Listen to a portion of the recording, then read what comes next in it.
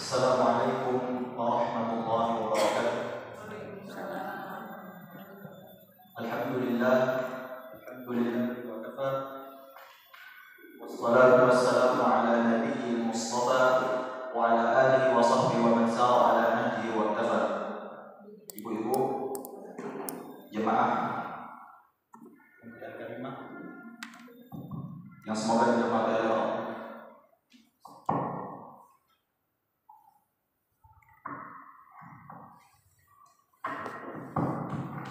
Kita bersyukur atas limpahan rahmat Allah yang diberikan kepada kita dan nikmat-nikmatnya yang telah memudahkan langkah-langkah kita sekalian menuju majelis ilmu, sebagaimana yang difirmankan, sebagaimana yang disampaikan oleh Nabi, "Man salaka tariqan yaltamisu fihi ilman, sahalallahu lahu bihi tariqan ilal jannah." Barang siapa yang menempuh suatu jalan untuk menuntut ilmu, maka Allah akan mempermudahkan jalannya untuk menuju surga. Selawat serta salam semoga kita tercurahkan kepada junjungan Nabi besar Muhammad sallallahu alaihi wasallam, kepada keluarga beliau, sahabat-sahabat beliau, serta orang-orang yang mengikuti sunnahnya hingga akhir zaman. Maka pada hari ini diadakan acara kajian tanggal 11 Oktober yang susunan acara sebagai berikut. Yang pertama, kajian itu sendiri akan diisi oleh Ustaz Afkar Hafizahullah Ta'ala. Yang kedua, sesi tanya jawab, dan yang ketiga adalah penutup. Maka tanpa memperpanjang waktu, langsung saja kita memasuki acara yang pertama di kajian. Maka kepada Ustaz Afkar, falyatafaddal mashkur.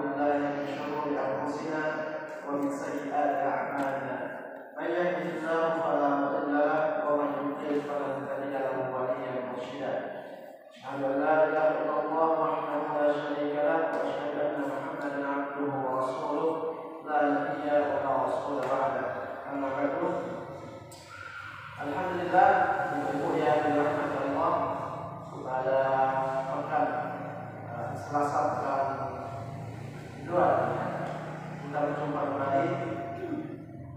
Semoga ibu-ibu diberi kesehatan, meluangkan waktu dan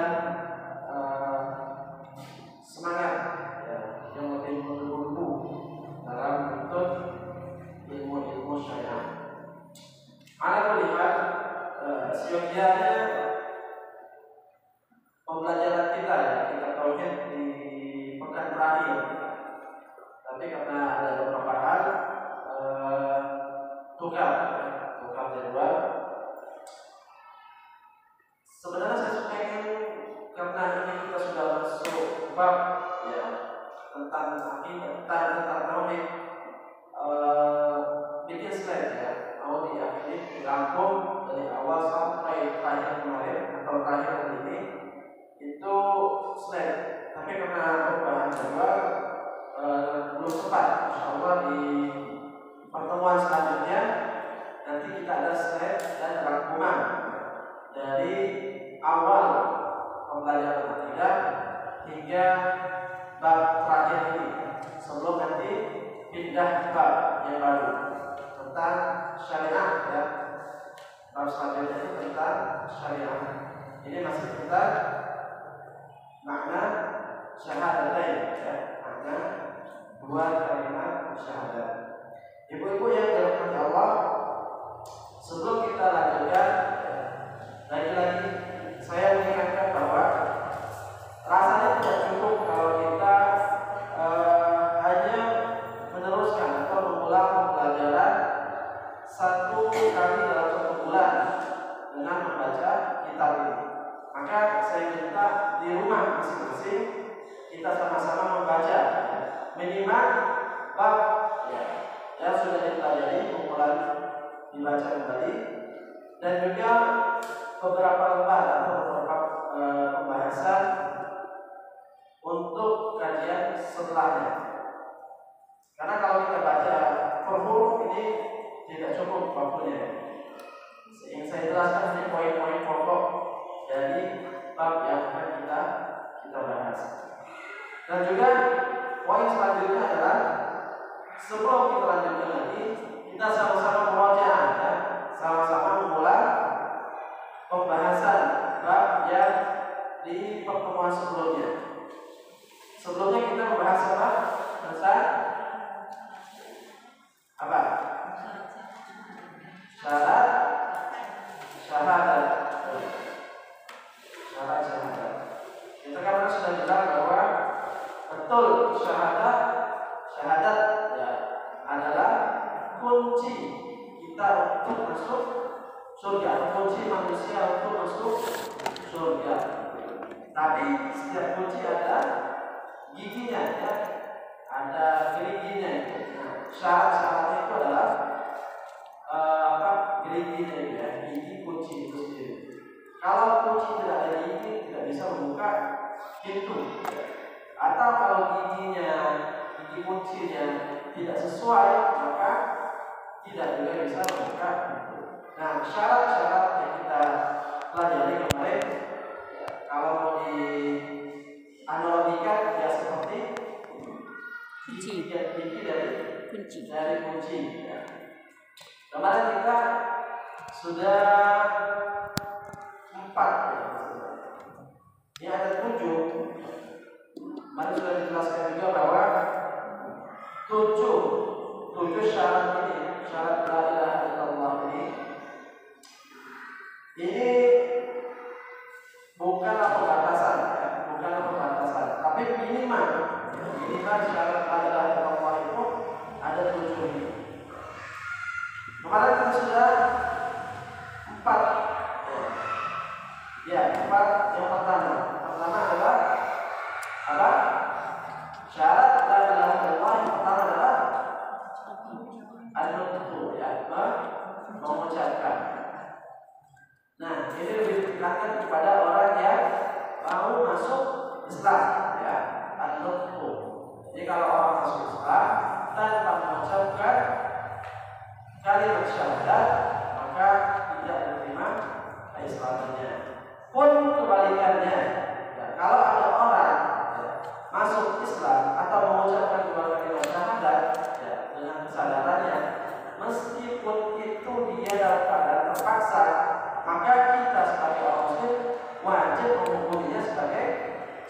muslim.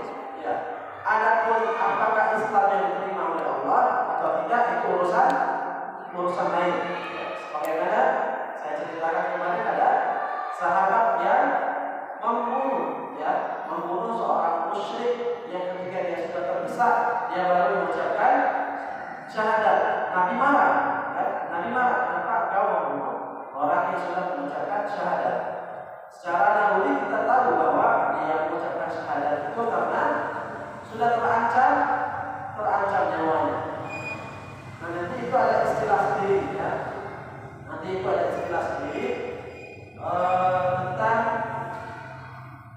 Tentang orang yang masuk Islam secara zahir ya, secara zahir. Yang kedua, syarat kedua ya, tadi untuk mengucapkan 2 kali syahadat. Nah, juga kemarin kita bahas tentang kalau bukan pakai bahasa Arab syahadatnya sah atau tidak.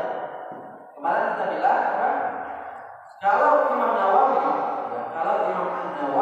dalam syarah Sahih Muslimnya mengatakan sah, tapi kita ambil sikap kehati-hatian ya.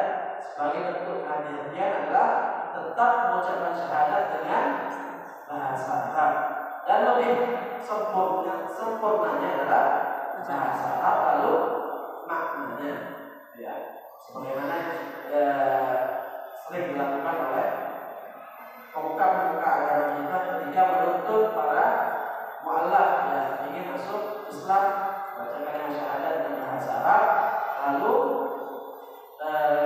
diteruskan dengan maknanya. Yang kedua adalah ilmu ya, ilmu. Apa yang maksudnya ilmu itu? Ya, lawan ilmu tadi apa? Jahil. Lawan dari ilmu jahil. Apa maksud dari syarat la ilaha illallah itu ilmu? Apa maksudnya? Memahami, mengetahui. Paham, ngerti dari makna dari syahadat itu paling rendahnya maksud dari ilmu di sana. Ya. Ngerti dari maksud dan ucapan yang dia ucapkan tadi. Yang mana ucapan tadi menunjukkan nafyan wa itsbatan, ya. Penafian dan penetapan, ya. Pengingkaran dan penetapan. Pengingkaran apa maksudnya? La ilaha, yaitu kalimat pengingkaran apa tidak ada Tuhan illallah kecuali Allah, itu penetapan. Berarti kalau dia mengucapkan la ilaha illallah, dia harus mengilmui bahwa dia harus mengingkari seluruh Tuhan illallah kecuali Allah. Jadi di sini tidak ada namanya pluralisme lagi ya.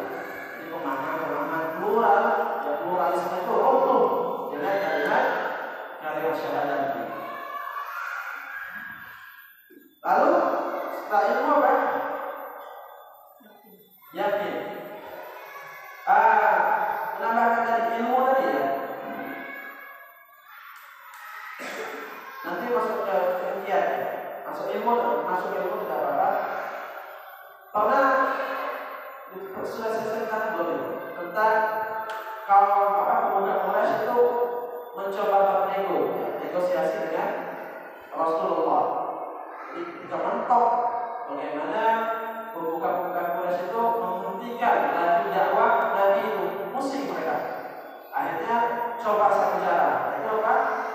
Negosiasi. Caranya bagaimana? Mereka mengatakan wahai Muhammad, oke, teruskan dakwahmu, tapi dengan satu syarat. Apa?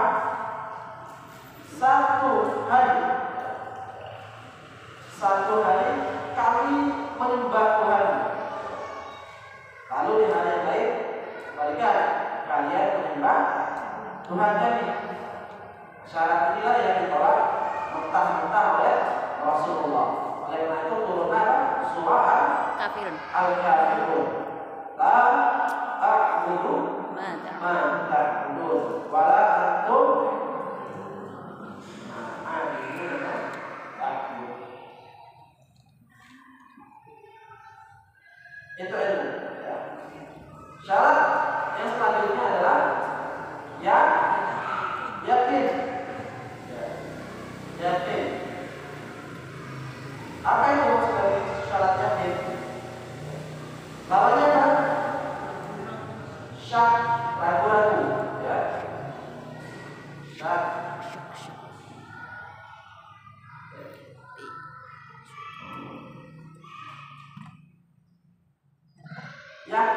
kandungan syahadat tersebut. Ya, tidak ragu sama sekali. Jadi tidak tercampur ketika syahadat itu dia, oh benarkah Allah itu adalah Tuhan? Oh benarkah Nabi Muhammad itu utusan? Oh, tidak tercampur sama sekali dalam hatinya satu keraguan. Betul-betul yakin, ya. Betul-betul yakin bahwa Allah adalah Zat yang menciptakan alam semesta ini dan Dia adalah satu-satunya Tuhan yang berhak untuk disembah. Begitu juga berkeyakinan bahwa Rasulullah Muhammad adalah utusan Allah dan tidak ada lagi Nabi dan Rasul setelah. Baik. Ketiga adalah apa? Selanjutnya adalah qabul. Qabul itu apa maksudnya? Menerima. Ya, lawannya apa? Menolak. Menerima di sini apa maksudnya? Hampir sama dengan ikhtiar. Tapi ikhtiar itu lebih kepada konsekuensinya. Kalau di sini adalah menerima, ya, kandungan dari syahadat itu sendiri. Nah, qabul sini inilah yang tidak dipenuhi oleh Abdullah bin Ubay dan kawan-kawannya. Siapa Abdullah bin Ubay? Tokoh munafik di zaman Rasulullah. Tidak menerima dengan hatinya, benci, ya. Nanti di sini ada mengapa? Tidak suka, dalam hatinya menolak bahwa Muhammad adalah utusan Allah.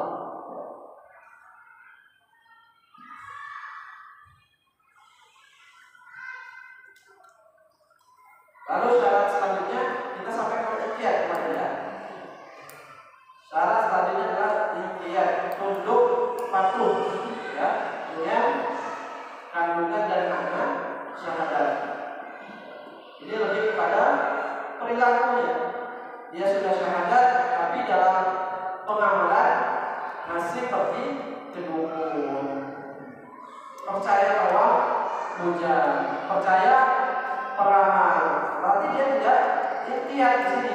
Dia tidak tunduk dan patuh dalam memahami kandungan syahadat. Maka batal syahadatnya. Ya, batal. Nanti di sini ada pembatal syahadat.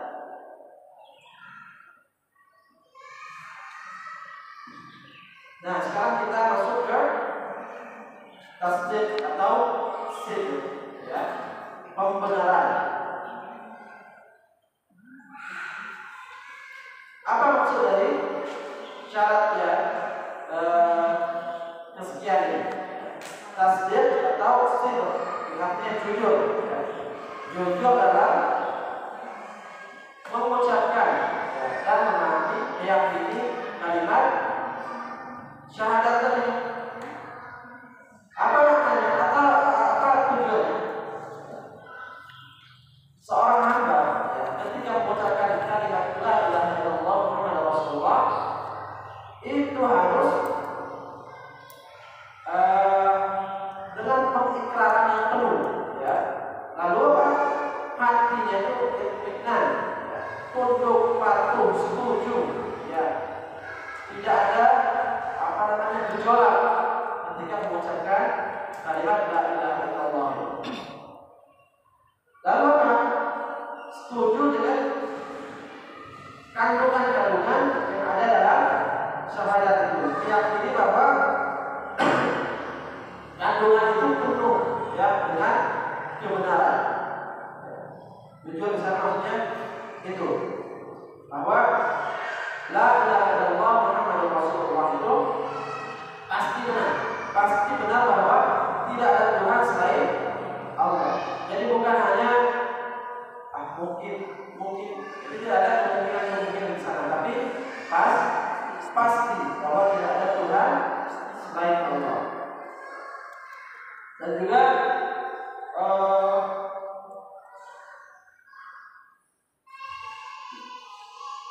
hati itu tenang, ya, bahwasanya keyakinan dia bahwa tidak ada Tuhan selain Allah itu bukanlah sebuah rasa yang muncul dengan keraguan atau dengan gelisah, tidak, tapi tenang. Artinya ketika memahami kandungan tidak ada Tuhan selain Allah. Di sini mungkin nanti ada pembahasan tentang isyarat. Dan ada kejadian-kejadian yang mana orang yang masuk Islam zaman Nabi itu bikin syarat-syarat.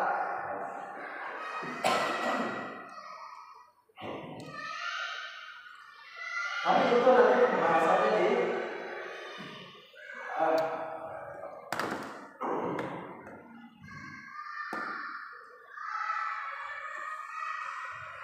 itu nanti pembahasannya ya.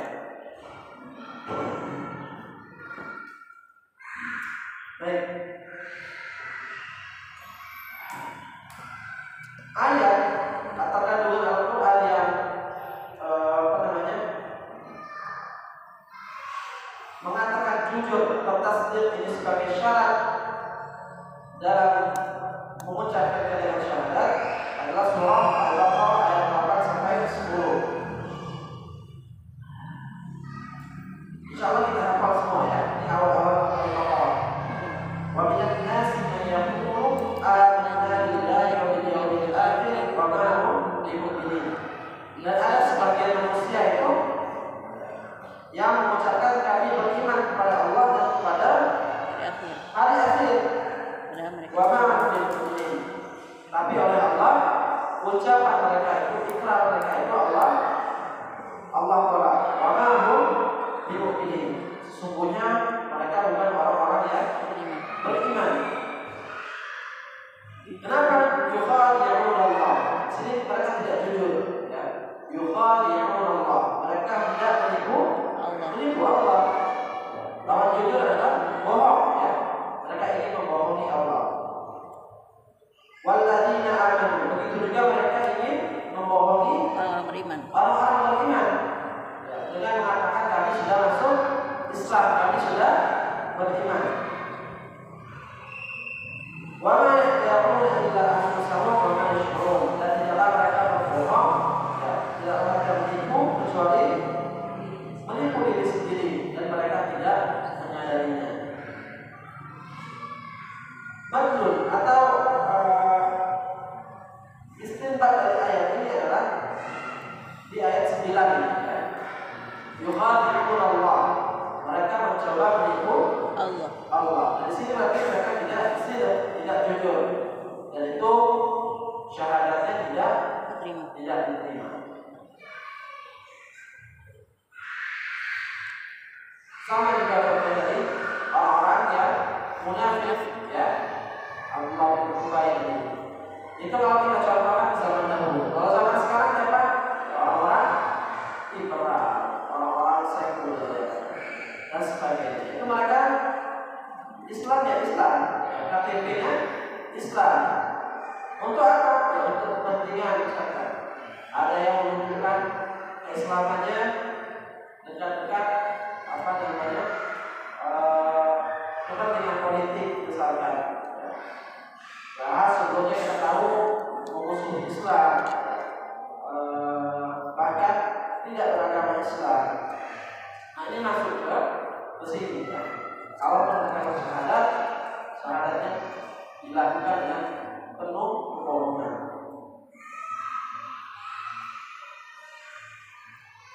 Syarat selanjutnya adalah ikhlas. Ya. Ikhlas. Lawan ikhlas apa? Riya.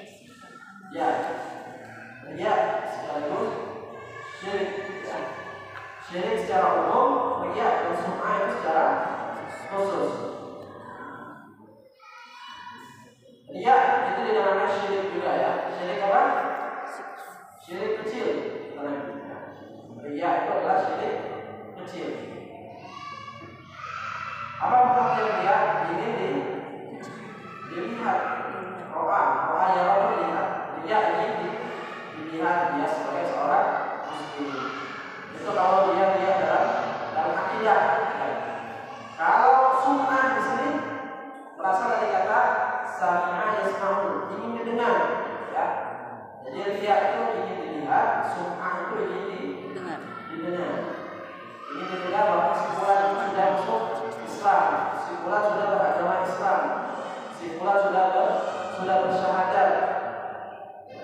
Padahal dalam hatinya adalah tetap kufur kepada Allah. Ini juga berlaku ya, Allah. Ini juga berlaku di semua amalan, ya, semua ibadah dalam Islam. Ya.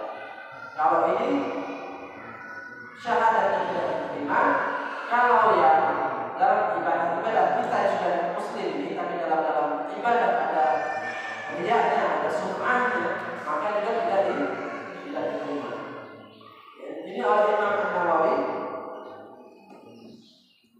ditaruh di hadis pertama, ya, dalam kitab Al-Bani An-Nawawiyah, ya, tentang bab niat, ya, bahwasanya zaman dahulu kasusnya adalah ketika Nabi dan para sahabat yang di Mekah itu hijrah ke Madinah, ada satu orang yang ikut hijrah, satu orang yang ikut hijrah, dan dia itu sudah maklum bahwa dia hijrah itu untuk apa? Ada satu wanita yang ingin dia nikahi. Dia kepincut dengan satu wanita, seorang muslimah. Ya. Tidak dijelaskan apakah muslimah itu menyukai juga atau tidak. Jelas laki-laki ini hijrah karena wanita yang dia naksir itu hijrah bersama Nabi. Lalu peristiwa ini sampai ke Nabi. Apa kata Nabi? Hijratuhu ila ma hajara ilaih. Hadis sepanjang nama al-amal dunia wa inna likulli imrin ma nawa. Maka hijratuhu lid dunya yusibuha aw ya'ti yusibuha fa hijratuhu ila ma hajara ilaih. Sesungguhnya setiap amalan Islam itu tergantung niatnya. Dan setiap orang itu mendapatkan apa yang dia niatkan. Ada orang yang berhijrah, maka dari hijrahmu di dunia. Siapa saja yang hijrahnya di sana mungkin kasusnya hijrah, ya. Tapi dari ini bisa disimpulkan ke segala aspek ibadah, ya, karena hijrah itu termasuk ibadah. Karena siapa yang hijrahnya di dunia untuk tujuan dunia, yusibu ayatnya didapati awil wa'adnya dimuka atau tujuannya karena apa? Karena perempuan yang dia nikahi hijratuhu ila ma hajara. Maka hijrahnya itu tercatat sesuai niatnya. Dia tidak dapat pahala hijrah. Besar, pahala hijrah besar, ya. Berat sekali hijrah itu meninggalkan kampung halaman menuju negeri yang asing, ya. Itu untuk menyelamatkan akidah. Nah, begitu juga di sini, ya. Riya sum'ah itu menggugurkan syahadat tadi. Atau kebanyakan kasusnya adalah ini nikah juga biasanya. Karena dalam perundang-undangan kita itu tidak boleh, ya, tidak dalam pengadilan agama itu beda agama tidak dinikahkan. Meskipun sekarang ini sedang diperjuangkan oleh orang-orang yang liberal, undang-undang ini ingin dihapus. Jadi boleh orang nikah beda agama di KUA, ya. Itu yang diperjuangkan oleh orang-orang liberal.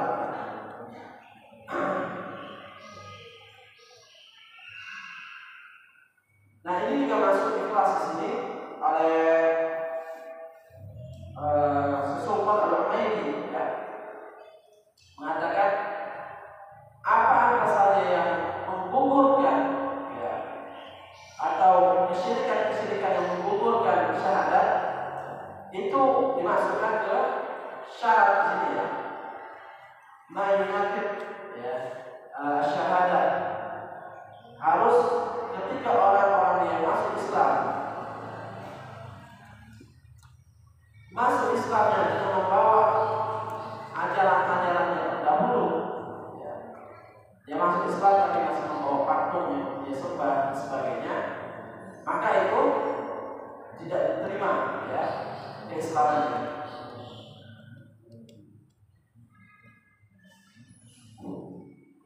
Di sini ikhlas ya, dikatakan membersihkan amal dan segala debu kesyirikan. Dengan apa? Dengan jalan tidak mengucapkannya karena tamak terhadap dunia, ria atau sum'ah. Jadi tidak kena faktor duniawi, tidak juga pernah ingin dipuji, ingin didengar dan sebagainya.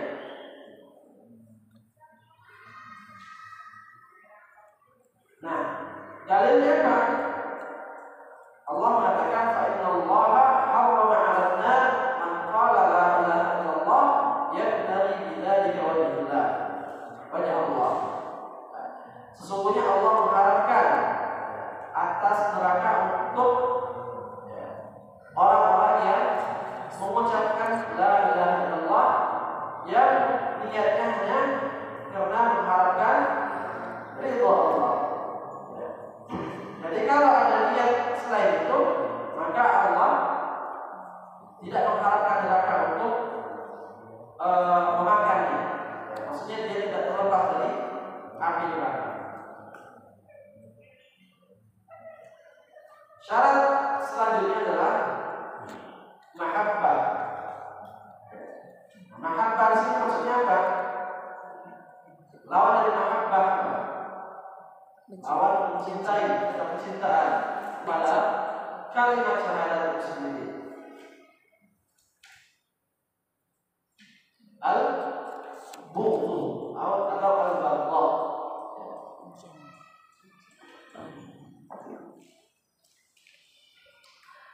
Di sini pengertian mahabbah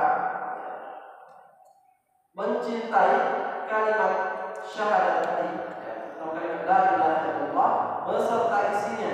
Maksudnya apa? Beserta konsekuensinya. Jadi ketika dia mengucapkan la ilaha illallah Muhammadur Rasulullah, itu tidak terbetik di hatinya sama sekali rasa benci ya dengan makna kandungan ayat tersebut, kandungan syahadat tersebut. Nah ini juga oleh ulama lagi-lagi dicontohkan kepada orang-orang munafik ya. Mereka mengucapkan la ilaha illallah, mengucapkan syahadat, tapi di sisi lain mereka membencinya. Jadi lebih sempurna kalau diartikan mahabbah. Syarat mahabbah adalah seorang muslim ketika mengucapkan seseorang yang mengucapkan syahadat dan dia tahu artinya, jujur dengan ucapannya, maka dia wajib untuk mencintai konsekuensi dari arti syahadat itu sendiri, dan dia juga wajib mencintai Allah Subhanahu wa ta'ala dan mencintai pentauhidan kepadanya dan merendahkan diri di hadapannya, dan juga mencintai apa saja atau siapa saja yang bersama dirinya mentauhidkan Allah, sama-sama mentauhidkan Allah. Maksudnya seperti apa? Ketika seseorang mengucapkan la ilaha illallah, maka wajib bagi dia untuk mencintai Allah. Mencintai Allah itu seperti apa? Seperti apa mencintai Allah? Bentuk dari mencintai Allah, tunduk dengan segala perintah Allah dan sepenuh hati meninggalkan larangan. Itulah cinta kepada Allah. Jadi tidak ada setengah-setengah rasa berat dalam menunaikan dan juga tidak merasa keberatan ketika meninggalkan larangan Allah. Meskipun di sini ada mahabbah, kecintaan di sini ada kecintaan yang wajib yang harus dia penuhi, ada juga kecintaan yang dimaksudkan dengan kecintaan yang penyempurna keimanan. Nah, kecintaan yang dimaksudkan dalam syarat ini adalah kecintaan yang wajib. Jadi tidak ada terselip rasa benci dengan kandungan la ilaha illallah tadi, dan juga harus tadallul, ya, merasa hina, merasa rendah di hadapan Allah Subhanahu wa ta'ala. Dan yang terakhir yang penting adalah mencintai juga orang-orang yang sama-sama bertauhid kepada Allah. Jadi tidak boleh tauhid tadi, ya, akidah kita tadi, membenci sesama muslim yang sama-sama mentauhidkan Allah. Karena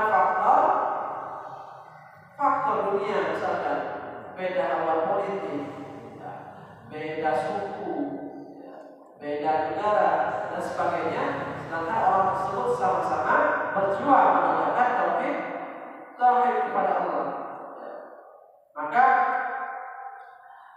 tidak terpenuhi syarat la ilaha illallah. Dia mengucapkan syahadat tapi yang muslim hanya saya saja, yang benar keselamatannya hanya saya saja. Adapun orang-orang yang mengucapkan kalimat tauhid yang lainnya itu tidak seperti saya dan sebagainya, itu rusak, ya. Kenapa?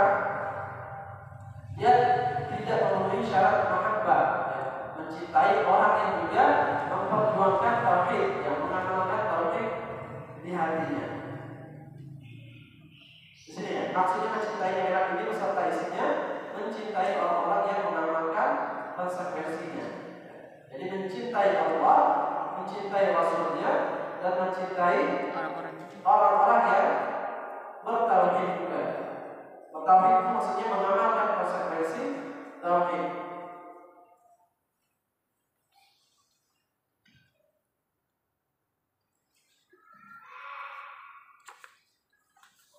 Tujuh syarat ini, 8 masuk an-nutqu tadi. Ini benar-benar kita ilmui. Maksud ilmu itu apa? Hafalkan, ya. Pahami. Jadi tidak apa syarat-syarat la ilaha illallah, buka buku dulu. Apa syarat la ilaha illallah? Buka buku tapi mengerti apa maksudnya.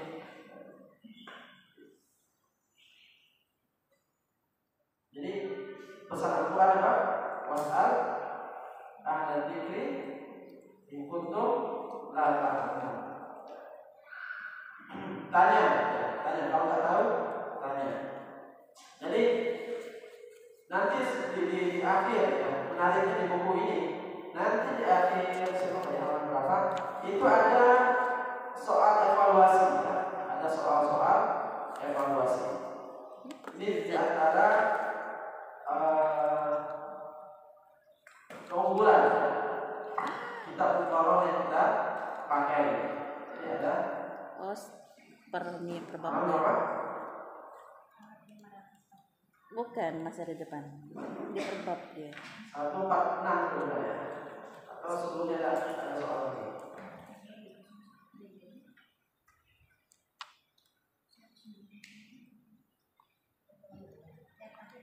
Setiap akhir bab ada. Ya. Kayaknya setiap akhir bab.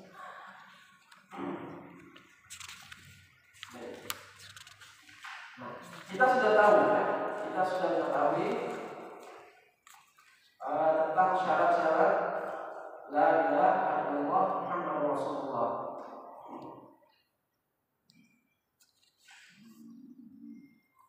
Nah, di mahabbah juga ada bentuk dari mahabbahnya apa? Al-bughd, ya, atau al-baghdha lawannya. Benci atau tidak suka. Ada juga satu golongan, satu kelompok yang pernah kita dengar, ingkar ingkar sunnah. Ya, kalian ini hitnya itu di tahun 40-90-an. Ingkar sunnah. Jadi apa? Mereka kalau mencari dalil itu hanya kepada Al-Quran saja, meninggalkan hadis, meninggalkan sunnah. Nah ini bentuk dari membenci Nabi. Ya. Ini bahasa lain dari membenci Nabi. Berarti mahabbahnya tidak sempurna. Ya.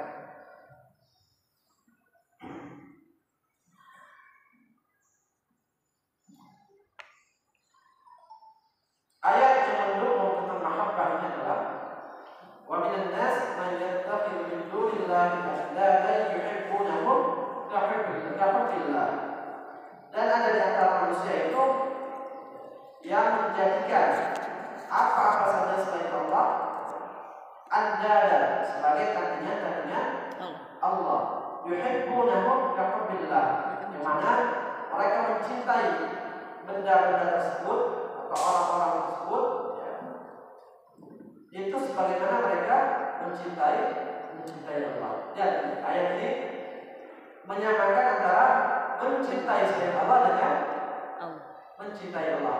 Itu menurut ayat ini adalah kesalahan besar, ya, yang merusak tauhid. Apalagi mencintai sesuatu tersebut melebihi cintanya kepada Allah.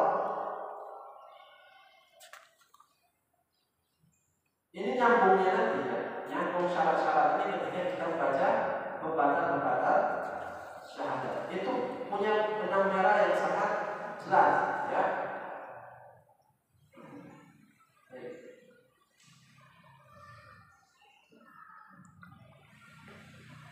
Ini berbicara tentang syarat-syarat la ilaha illallah. Di sini lebih spesifik lagi, ya, tentang syarat syahadat Muhammad Rasulullah. Apa syarat pertama? Ini hampir sama, ya, tapi lebih khusus lagi kepada baginda Rasulullah SAW. Orang yang bersyahadat, ya, 2 kali bersyahadat, ketika mengucapkan Muhammad wa asyhadu anna Muhammad Rasulullah, itu harus apa? Pertama, mengakui kerasulan Nabi kita Muhammad dan meyakininya di dalam hati. Ya. Jadi tidak ada ragu-ragu, tidak ada keraguan-raguan. Mungkin tidak Muhammad itu pembohong dan sebagainya, maka tidak sah syahadatnya. Lalu mengucapkannya dengan ikrar, dengan lisan, ya, tidak cukup dengan merasa yakin saja, tapi juga dengan mengucapkan potongan dari kalimat syahadat tadi. Jadi kalau dia hanya mengucapkan la ilaha illallah, maka tidak diterima syahadatnya, karena atau dia mengucapkan asyhadu an la ilaha illallah tanpa mengucapkan wa asyhadu anna Muhammadar Rasulullah, itu tidak sah syahadatnya. Ya, selanjutnya ittiba, mengikutinya dengan mengamalkan ajaran kebenaran yang telah dibawa oleh baginda Rasulullah serta meninggalkan kebatilan yang telah ditinggalkan. Nah di sini biar tidak ada talabus, ya, tidak salah memahami, mengikutinya. Nah kalau begitu kita kan tidak semua kita mengikuti apa saja yang diajarkan oleh Rasulullah. Ya. Misalkan Nabi menganjurkan sholat sunnah yang banyak itu, kita kan tidak semuanya mengerjakan sholat sunnah itu. Apakah di sini menggugurkan syahadat kita? Tidak. Maksud dari mengikuti dan mengamalkan ajaran kebenaran Rasulullah ini adalah mengiyakan, ya, membenarkan perintah-perintah Rasulullah, ya, tanpa ada keraguan sedikit pun, tanpa ada penolakan sedikit pun, ya. Itu yang dimaksud dari mengikutinya. Jadi bukan berarti ketika tidak sempurna kita mengikuti apa yang dicontohkan oleh Rasulullah itu sahaja tidak bermasalah, tidak. Selama kita tidak menentang, ya, selama kita tidak menentang apa saja yang diajarkan oleh Rasulullah SAW.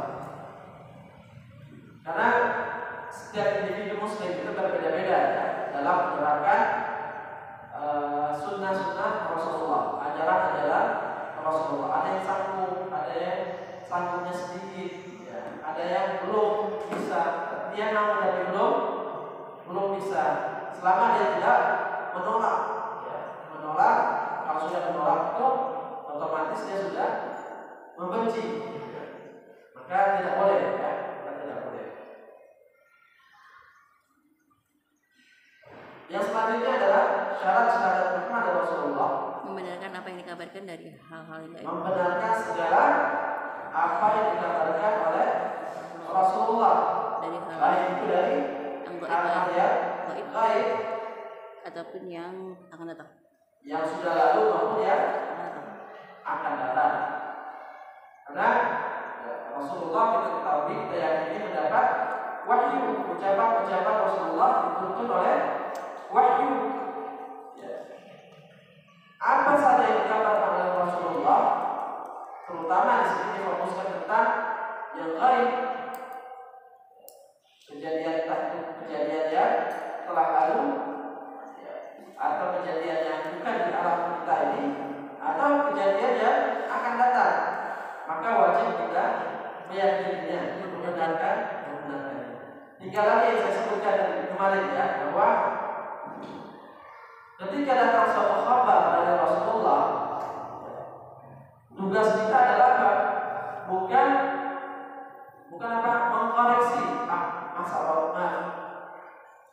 masa Nabi mengatakan demikian.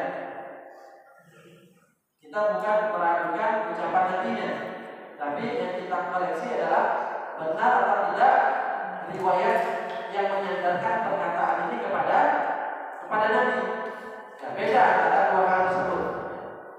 Ketika datang suatu kabar yang muskil di otak kita, yang membuat masa iya, yang kita tanyakan adalah bukan perkataan Nabi-nya, bukan perkataan Nabi itu mungkin Nabi salah, mungkin Nabi bla bla bla bla, bukan itu. Tapi benar atau tidak riwayat ini disandarkan kepada Nabi.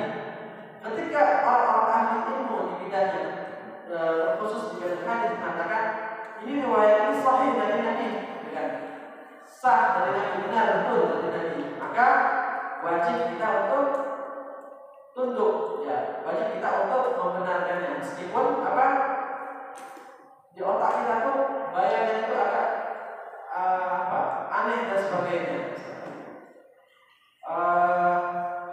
Entah itu kabar-kabar di apa namanya di masa lalu. Contohnya apa? Ya, Isra Mi'raj. Misalkan Isra Mi'raj itu kita belum tahu hadisnya benar atau salah. Contoh kita ada manusia yang mampu menembus alam semesta hanya dalam waktu sekian tanpa ada kerusakan jasadnya dan sebagainya. Jadi yang kita cari bukan adalah mampu atau tidak Nabi, masa Nabi mampu gitu.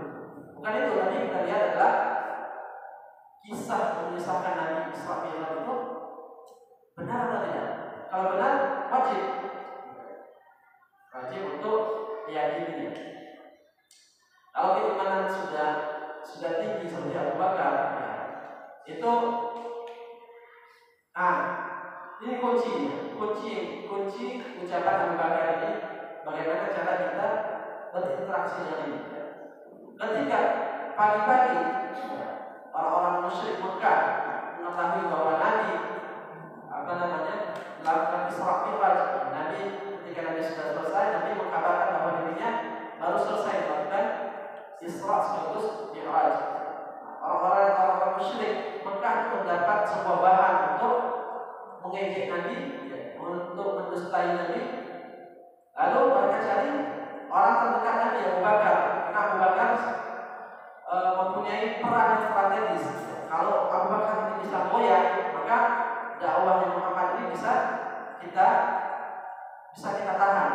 bisa kita halang-halangi. Lalu mereka datang ke Abu Bakar. Wahai Abu Bakar, temanmu itu, maksudnya Rasulullah itu menceritakan tadi bahwasanya dia baru saja melakukan Isra ke negeri Syam, Palestina, dan juga Mi'raj ke langit, bertemu Tuhannya. Abu Bakar responnya? Benarkah beliau mengatakan demikian? Kata orang-orang, iya benar. Harusnya dia cerita di sana. Kalau ada yang berbeda itu, aku pasti percaya. Apalagi cuma ini. Maksudnya pasti aku percaya selama itu dari lisan Rasulullah. Jadi Abu Bakar itu cross check benar atau tidak ucapan itu diucapkan oleh Rasulullah. Kalau benar, pasti benar. Begitu juga kita, benar tidak hadis ini, sahih atau tidak hadis ini. Kalau sahih, sudah pasti benar.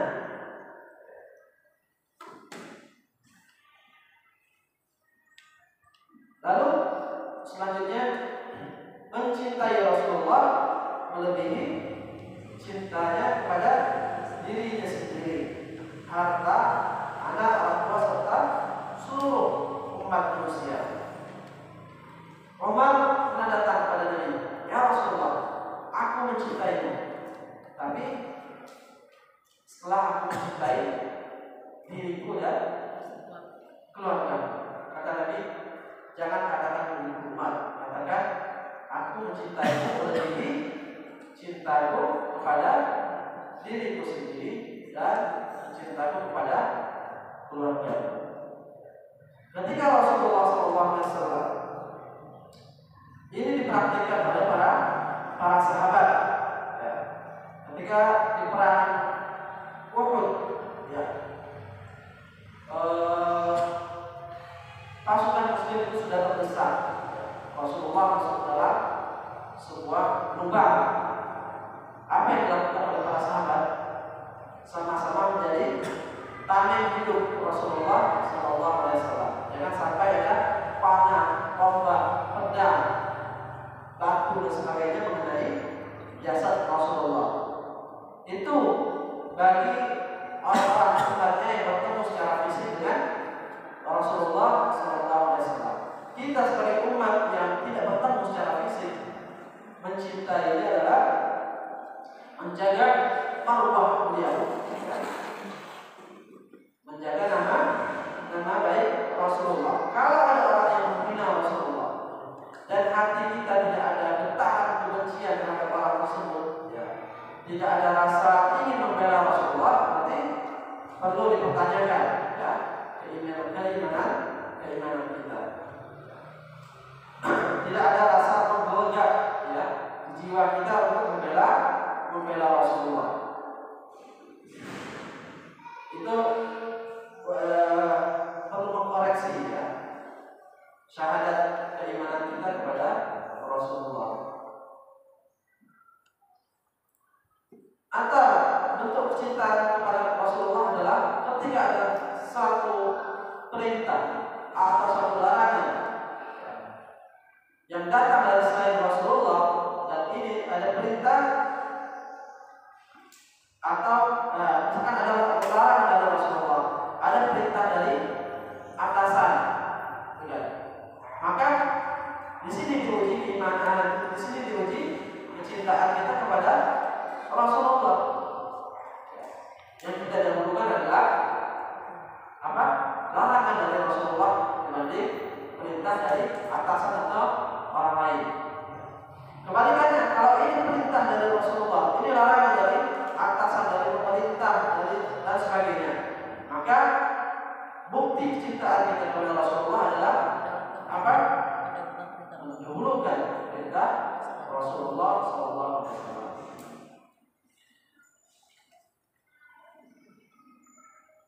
Selanjutnya adalah mendahulukan sabdanya atas segala pendapat dan ucapan orang lain.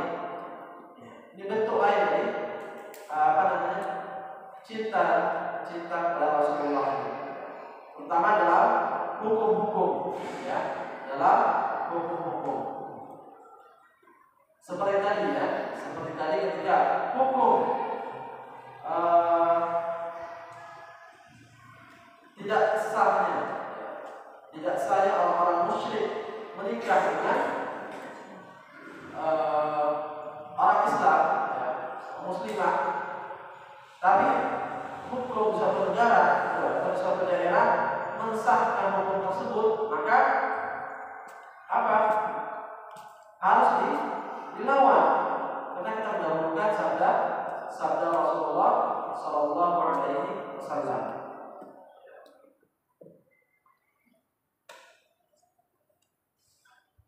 Itu syarat-syarat iman dari konsekuensi Muhammadur Rasulullah yang harus kita penuhi, atau yang harus dipenuhi oleh orang yang mengikrarkan syahadat.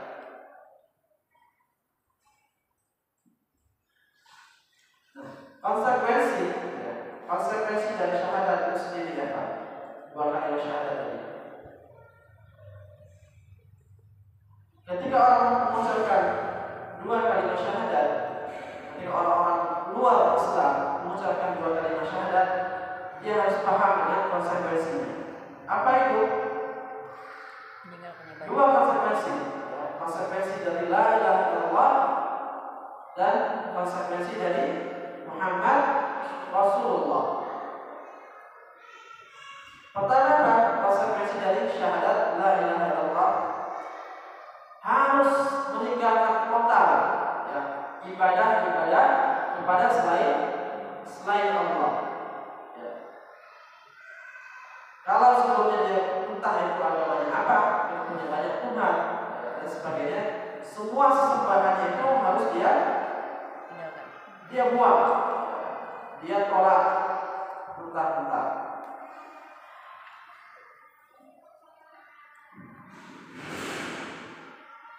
Lalu apa? Tidak cukup dia menafikan atau menolak Tuhan-Tuhan yang pernah dia sembah sebelumnya, tapi tidak melakukan apa? Ibadah kepada Allah. Tapi kedua-duanya ini harus berbarengan. Menolak segala sesembahan sebelumnya yang dia sembah Tuhan-Tuhan yang sebelumnya, tapi saat itu juga dia harus menyembah Allah. Kenapa? Agar tidak terperosok dalam pemahaman apa? Ilhad atau ateisme. Menyembah Tuhan ini dan juga menyembah Allah. Tapi harus berbarengan, tidak menyembah Tuhan selain Allah, tapi harus menyembah Allah.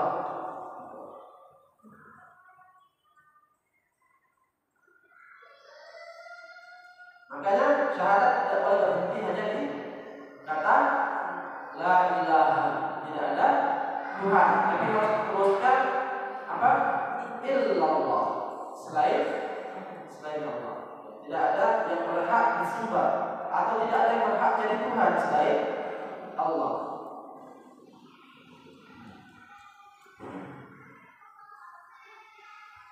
Jadi itu tadi ya, membuang segala Tuhan yang pernah dia sembah sebelumnya, lalu menyembah Allah, menjadikan Allah satu-satunya Tuhan yang dia ibadah, dia sembah.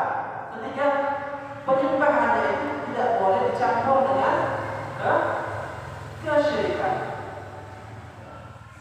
Itu konsekuensinya. Syirik, nanti rincian syirik bab setelah ini, bab setelah tauhid asma wa sifat, tauhid dan syirik. Lebih ke perincian.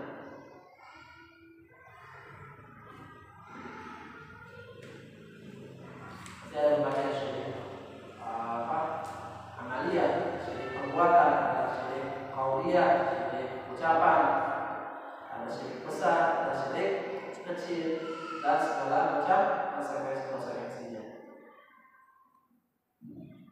Nah, di sini Saleh Fauzan mengatakan banyak kita nih orang-orang yang sudah mengikrarkan la ilaha illallah tapi tidak paham atau melanggar dari konsekuensi la ilaha illallah itu sendiri. Melanggar atau bertolak belakang dengan syahadat yang dia ucapkan. Mereka menetapkan ketuhanan yang sudah dinafikan, baik itu berupa para makhluk, ukuran, permohonan, perlakuan maupun para tauhid lainnya. Tauhid apa kemarin? Sesuatu yang disembah selain Allah dan dia rela, ridho untuk disembah. Itu syarat terakhir itu harus paham ya. Segala sesuatu yang disembah adalah ibadah selain Allah, kalau ditaati selain Allah, dan dia ridho untuk disembah. Karena Nabi Isa disembah, ya, Nabi Isa disembah. Tapi apa? Beliau tidak rela, tidak ridho, maka tidak boleh menamakan tauhid. Ya.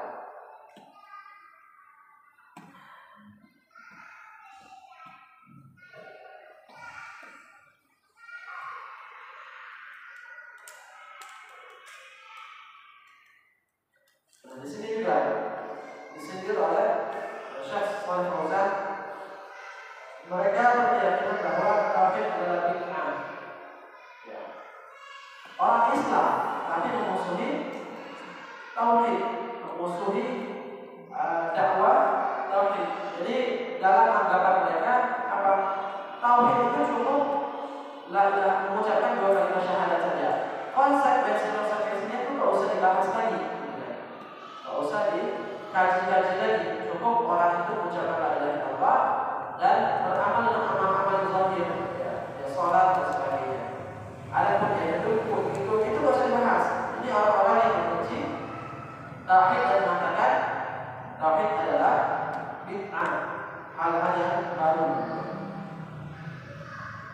Mereka menolak para dai yang mengajak kepada tauhid dan mencela orang yang beribadah hanya kepada Allah semata. Banyak orang-orang yang kalau kita pergi, ya, misalkan ke daerah pegunungan atau pantai, itu mereka sangat anti kalau disebutkan tentang tauhid. Kenapa? Karena nanti ya tadi konsekuensinya tadi mereka tidak bisa melakukan keyakinan mereka tentang misalkan sesajen itu bisa hilang, lalu dan sebagainya. Nah ini ya, berat dakwah tauhid.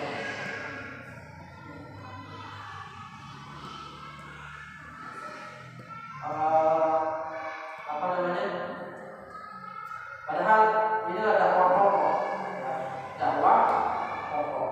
Jadi kalau benar tauhid seseorang, benar dalam penamalan tauhidnya, benar keyakinan dan penamalan tauhidnya, maka seluruh urusan agamanya pasti benar, insya Allah. Tapi kebalikannya, segala amal ibadah kencang, tapi dari sisi tauhidnya dia lemah pengetahuan maupun pengamalannya, maka runtuh semuanya. Nah ini yang jadi fenomena sekarang, ya, sedikit sekali kajian-kajian atau dakwah tauhid. Banyak dakwah atau kajian-kajian yang mengenakan apa? Selain itu lebih marak. Padahal asasnya ini perlu dibangun dulu, ya. Fondasinya ini perlu dibangun dulu.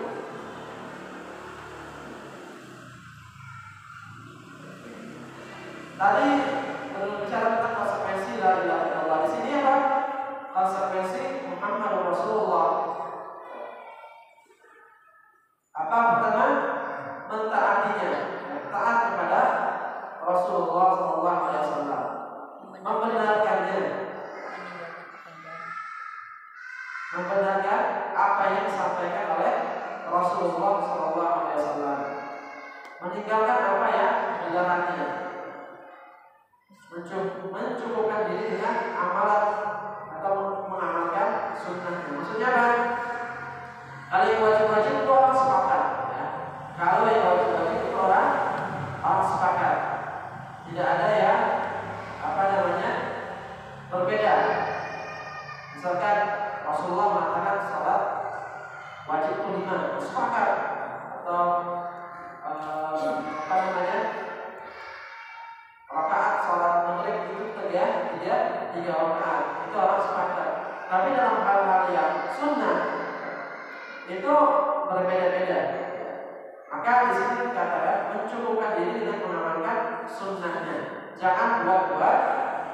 sunnah sendiri. Lalu apa? Meninggalkan yang lain dari perkara-perkara bid'ah dan hal-hal yang baru. Ya. Tentu saja kajian bid'ah ini itu punya porsi tersendiri, kan? Kenapa? Dia tidak serampangan jatuh dalam memvonis bid'ah, ya. Dan juga tidak keliru dalam memahami suatu konteks perbuatan, apakah itu layak atau bisa dihukumi bid'ah atau tidak.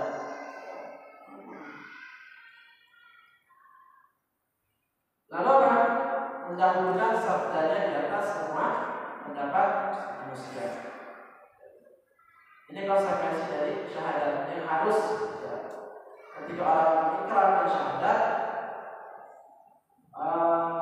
mereka harus bertanggung jawab juga dengan menjaga, ya, konsekuensinya ini.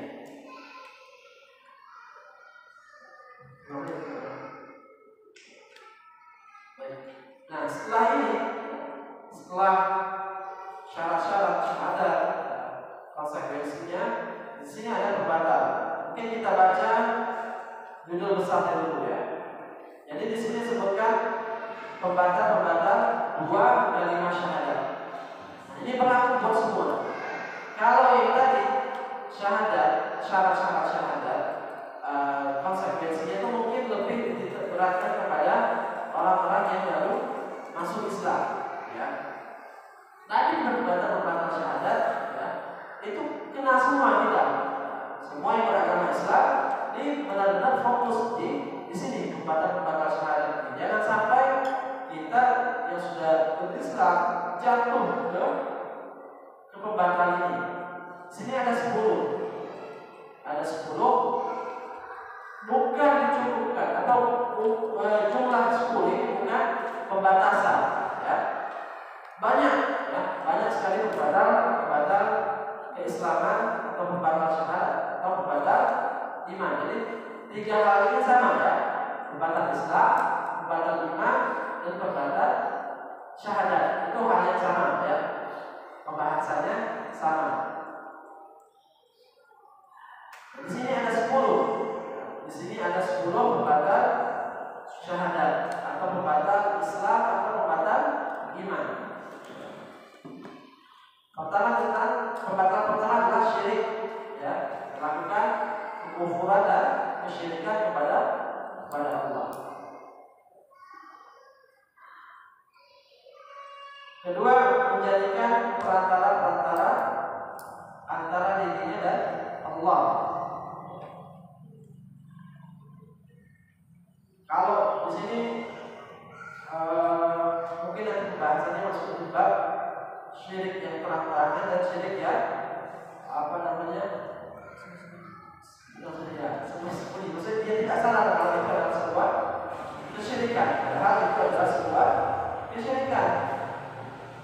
Kalau yang contoh yang pertama mungkin dia langsung menyembah batu, dukun, menyembah pohon dan sebagainya.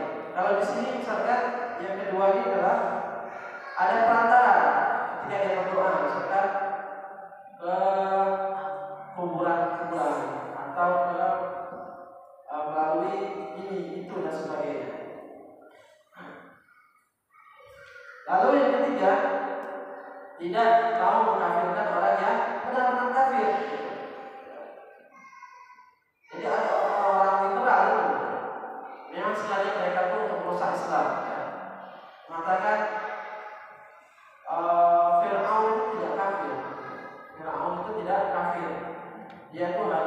Dia itu seorang muslim yang durhaka saja. Nah, ini contoh dari ketiga ini, tidak mengkafirkan orang-orang musyrik dan orang-orang yang masih ragu terhadap kekufuran mereka. Atau banyak, ya, orang-orang yang jelas kafir tidak dianggap kafir. Selanjutnya yang keempat, yang meyakini bahwa petunjuk Rasulullah, tuntunan Rasulullah itu tidak sempurna, ya. Ada yang lebih sempurna adalah sebuah undang-undang atau filsafat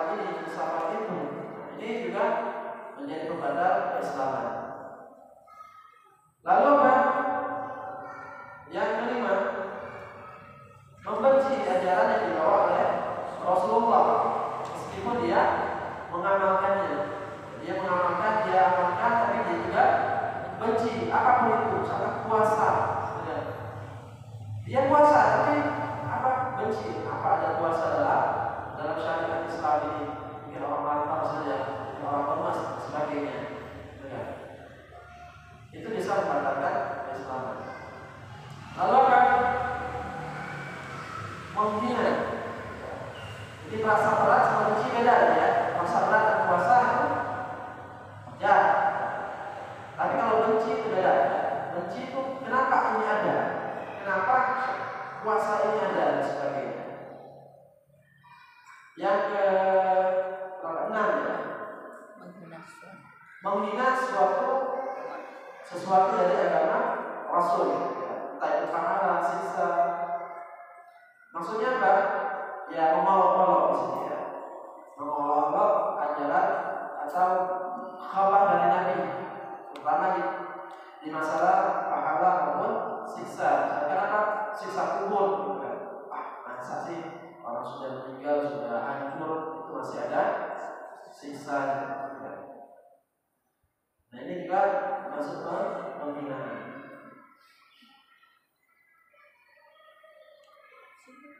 Atau yang menghina Rasulullah itu sendiri, ya, kehidupan Rasulullah misalkan yang banyak dilakukan oleh orientalis ya. Misalkan apa? Nabi itu istrinya banyak, ya.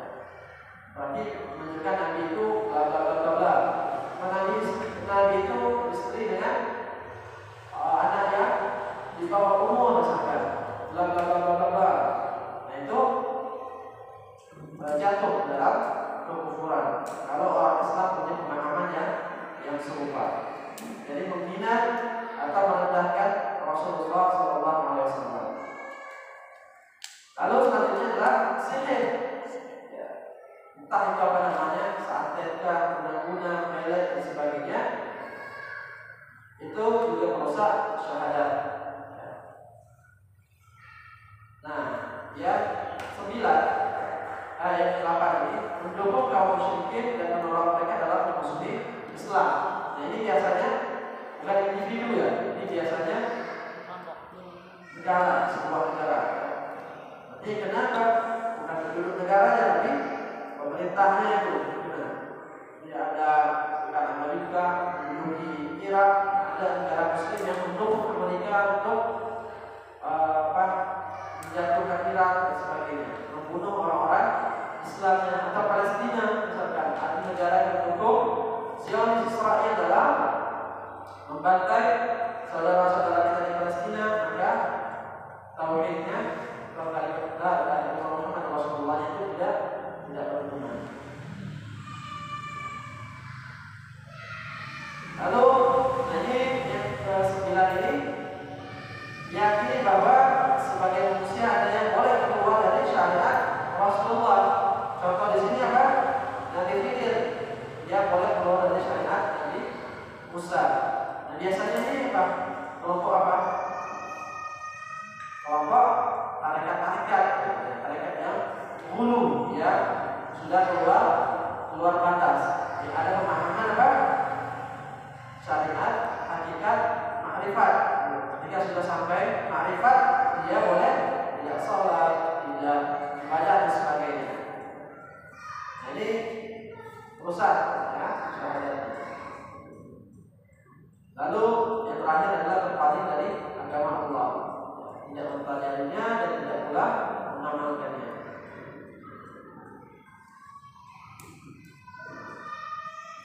Allah a'lam bishawab.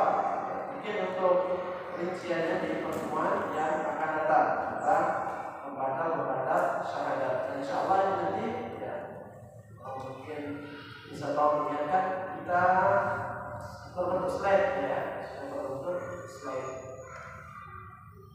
Allah a'lam bishawab.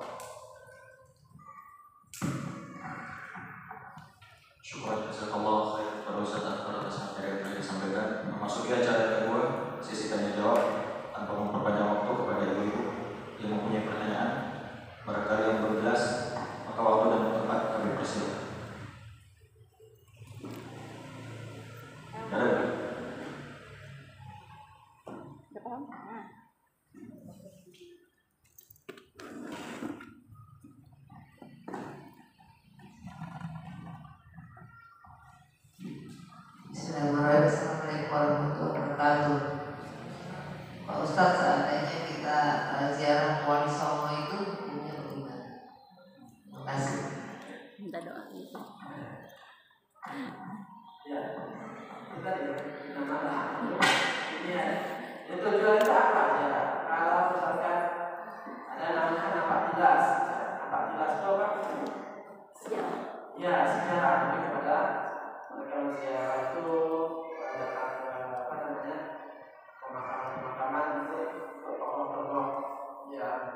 punya sejarah, kan? Sejarah kan ada sejarahnya dalam hidupnya, dakwah dan sebagainya yang perlu dicontoh, itu tidak masalah. Atau misalnya karena mungkin menganggap para wali-wali adalah waliullah, ya, karena apa? Kita merasa mereka berjasa untuk kita sebagai bentuk sedikit balas jasa kita mendoakan mereka, itu juga tidak masalah.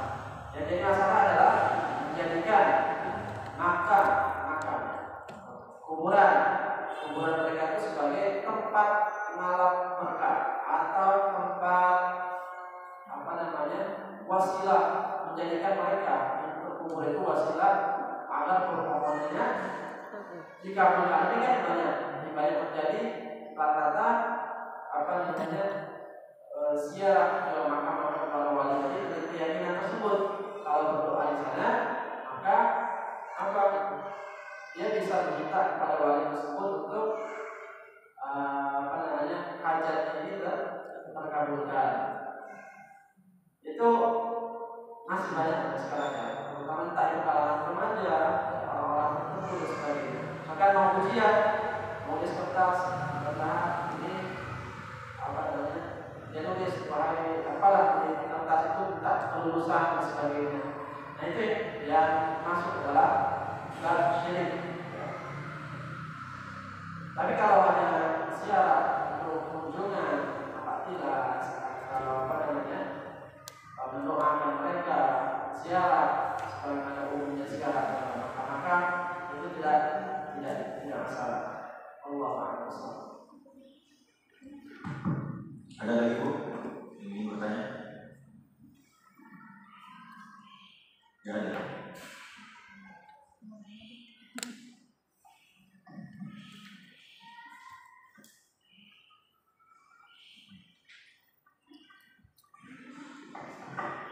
Assalamualaikum Ustaz.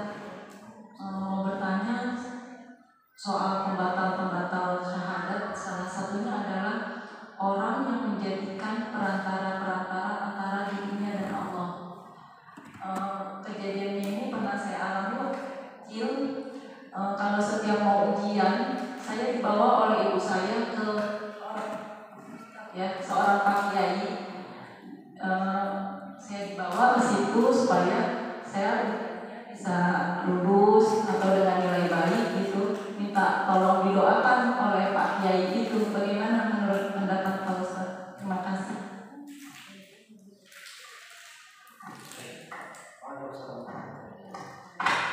Tadi minta didoa. Itu beda dengan kasusnya pergi ke sana dengan keyakinan bahwa dia itu bisa meluluskan. Itu beda. Kalau minta didoakan, terutama kiai, saya tahu sekarang ini orang saleh jelas. Kalau sudah jaga kiai itu biasanya ada orang saleh. Maka itu minta doa kepada orang saleh itu suatu urusan itu masyhur. Diajukan boleh. Kalau minta didoakan. Ya. Tapi kalau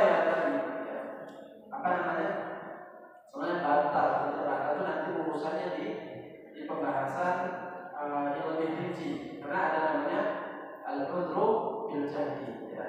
Uzur atas ketidaktahuan, tidak tahu ternyata itu sebuah kesyirikan, maka itu tidak batal.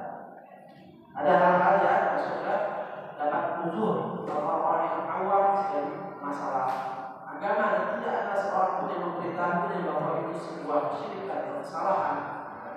Itu tidak masuk dalam uzur berjahli tadi. Dapat uzur, tidak tercatat, termaafkan. Nah ini saya tahu di sini kan ada uzur berjahli. Ada lagi? Ada lagi Bu?